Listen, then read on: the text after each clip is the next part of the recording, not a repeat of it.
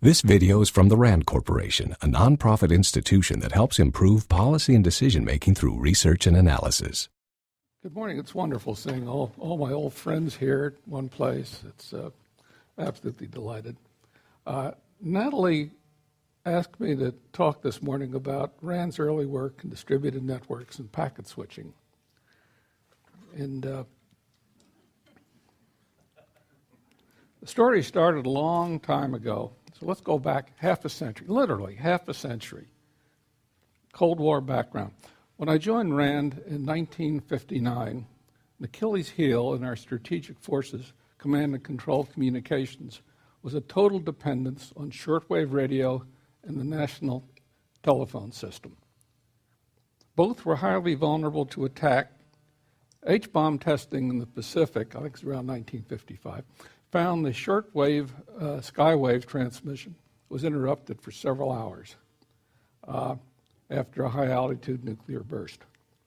And computer simulations at RAND found that weapons targeted at the U.S. retaliatory forces would render long-distance telephone communication service inoperative just by collateral damage alone.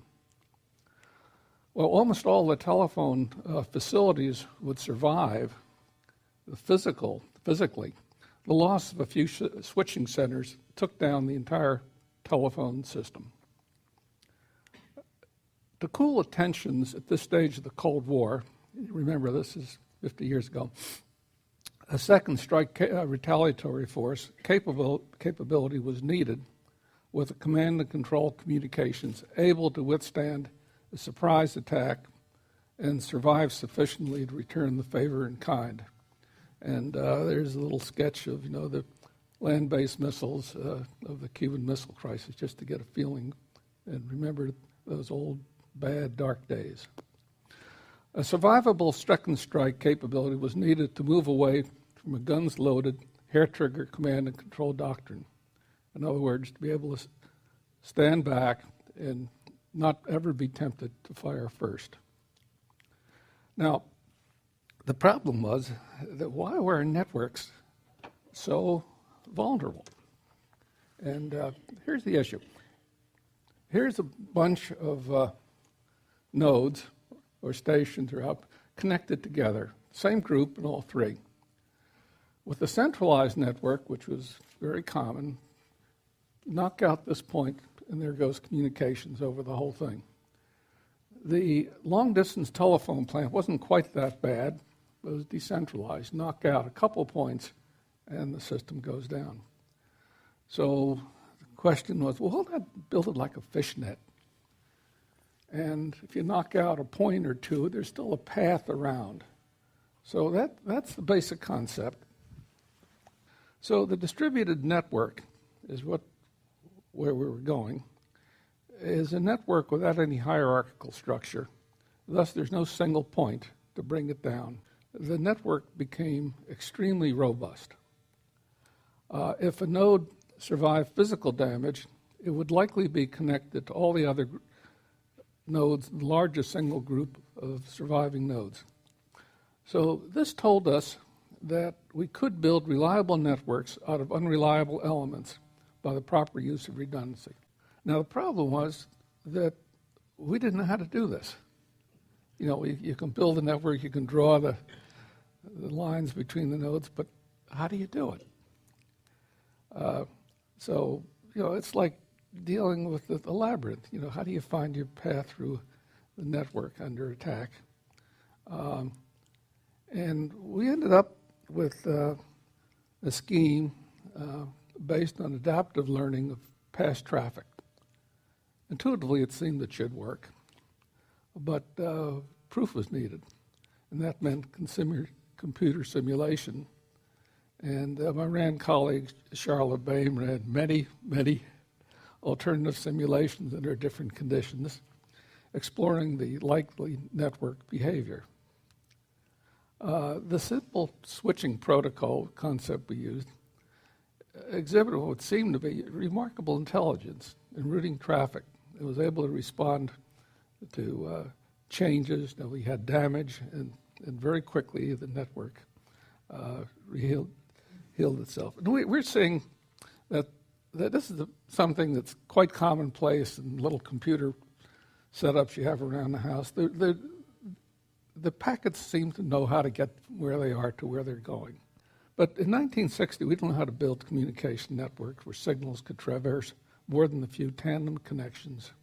And this is saying, well, with analog, which is the way all communications was in that day, where your signal strength is varied as a function of what it's transmitting. What happens is the signal got weaker and weaker. You amplified it to send it on, except there's distortion that came at each one time. So it was like making a copy of a copy of a copy of a copy. You try with the Xerox machine, and then soon you can't read anything at all. So that was the problem with analog transmission. There's another way of doing it, which was in very early development at the time, called digital transmission. And the signals, the ones and zeros, were sent. When the signal got weak, it was possible to regenerate it with a very good chance of being able to reproduce the signal going in there. So the digital transmission allowed you to go through many nodes. Well, analog couldn't because of the duplication problem. So reluctantly, and very reluctantly, concluded the only way out would be to transmit all signals digitally. And the routing information would have to go along with the data itself. And these weren't desirable choices for the technology at the time. It was wild, far out stuff. But the mandatory constraints on what we'd have to do gave us no alternative choice.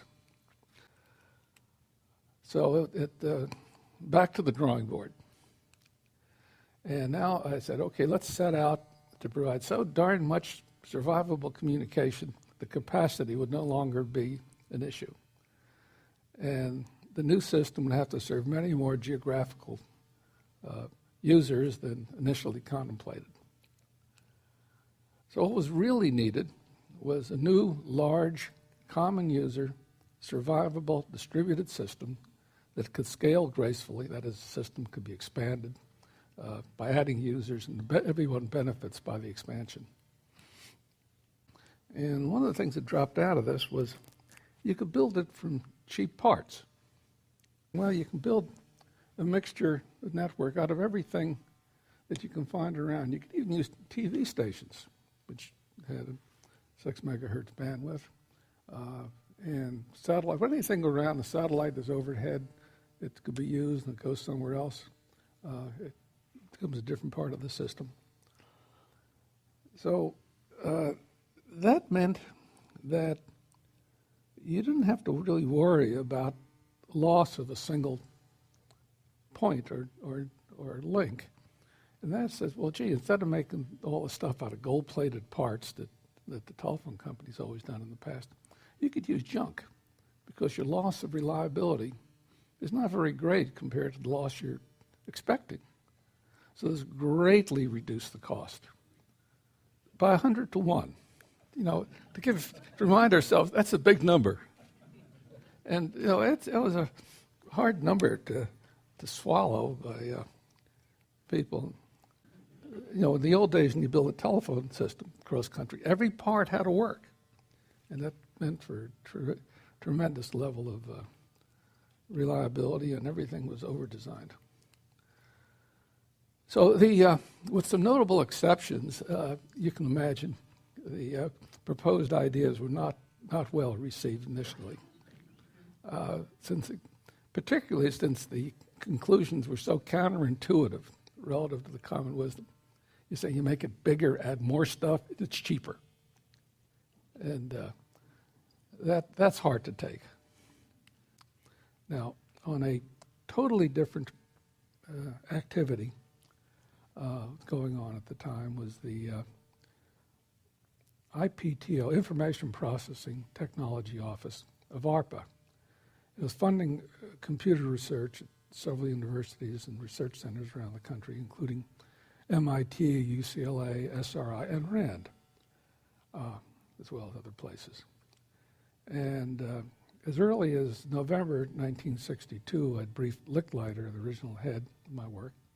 So work was not new to ARPA. And IPTO was on the distribution list for all the RAND reports.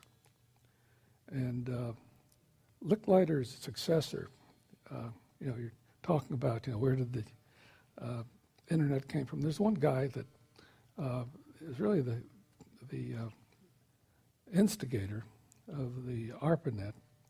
And this guy, Robert Taylor, had 3 terminals in his office, each one connected to a different computer. And Barry's nodding his head, he remembers those days. And he was funding at 3 universities. And he asked, why 3 separate terminals? And why not a single terminal able to talk to any of the different sites? And his challenge eventually led ARPA to connect the different funded research sites together. And that's the earliest beginnings of the ARPANET. Now, the RAND concepts for distributed packet switching digital network were partially incorporated in the design of the ARPANET. And over time, the ARPANET eventually morphed into the internet. Almost half a century has passed since the battle between circuit switching and packet switching distributed networks started. Today's the fight is over. Packet switching is won. Essentially, all new communications networks are packet-based. For the invention and development of the fundamental architecture for packet switching communication network, which provided a paradigm shift from the circuit switch communications of the past, it was later used to build the ARPANET and the internet. So it's really the change from circuit switching of the days of old to packet switching, which is where we are. Now the award was really a RAND reward, since all the work I did was done right at RAND. Here's the old buildings we all remember so well. And did the work with all the others at RAND. People here know very well. And limited time prevents me from listing the names and the individual contributions. But it really is a RAND thing. So finally, in the words of Norman Augustine, he says, when you see a frog sitting on top of a flagpole, you can be damn sure that he didn't get there all by himself.